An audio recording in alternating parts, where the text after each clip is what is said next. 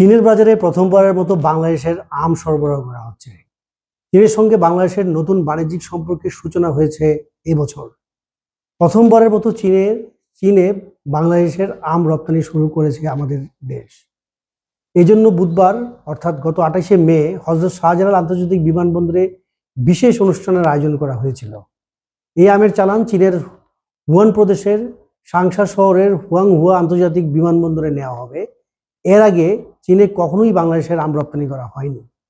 আম পৌঁছানোর পর পণ্য সম্ভারের চিডিগ্রি, উদ্ভিদ সাংগঠনিকরণ, প্রশংসাপত্র ইত্যাদি চেক করার পাশাপাশি প্যাকেজিং এবং ফলের চেহারা কোয়ারেন্টাইন পরিদর্শন করার পর ছাড়পত্র দিয়েছে বাংলাদেশ বিমানবন্দর শুল্ক বিভাগের কর্মীরা।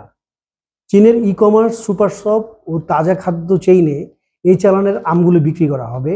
চলতি বছরে দুই দেশের কূটনৈতিক সম্পর্কের 50 বছর পূর্তি উপলক্ষে প্রথম ধাপে 100 টনেরও বেশি আম রপ্তানির পরিকল্পনা রয়েছে বাংলাদেশের।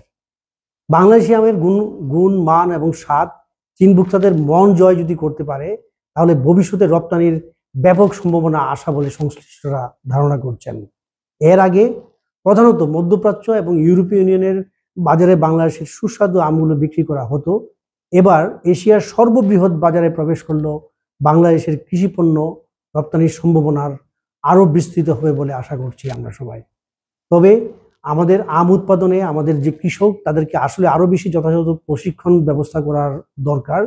অতিরিক্ত কীটনাশক এবং রাসায়নিকের উপর নির্ভরশীলতা কমিয়ে প্রাকৃতিকভাবে কিভাবে পোকামাকড় বা অন্যান্য আনুষঙ্গিক রোগবালাই প্রতিরোধ করা যায়, এই বিষয়ে সরকার এবং সংশ্লিষ্ট কর্তৃপক্ষকে ব্যাপক নজর দেওয়া উচিত বলে আমি মনে করি।